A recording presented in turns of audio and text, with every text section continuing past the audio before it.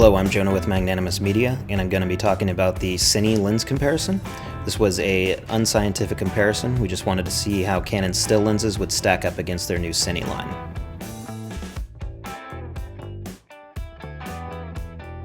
Chicago area DPs Scott Regan and Teddy Hoffman joined me to see what the Cine lenses had to offer. The first thing I was looking for was any difference in color or contrast.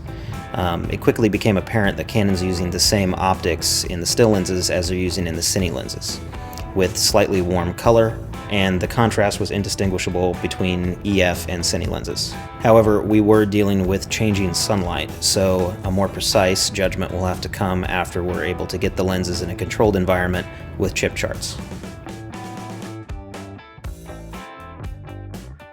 Scott was quick to point out the first difference. Focus appears to fall off a bit more smoothly with the Cine lenses, which could be attributed to differences in build.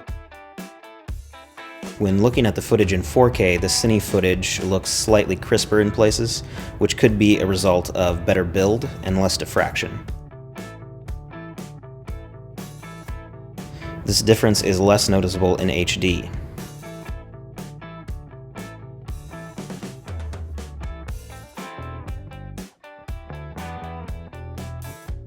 Some breathing does appear to be present in this shot with the EF 85mm, and doesn't seem to be present at all in the same move shot through Cine glass.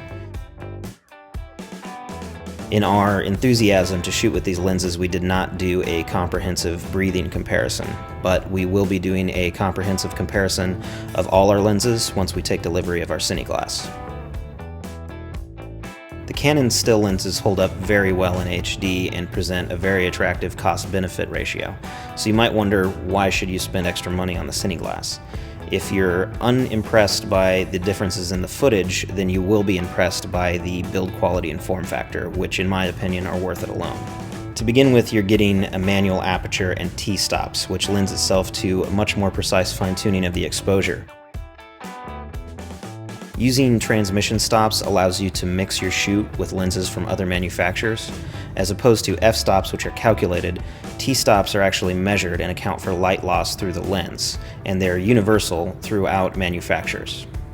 Focus hard stops means that you can use low to high-end lens control systems with accuracy and no special treatment.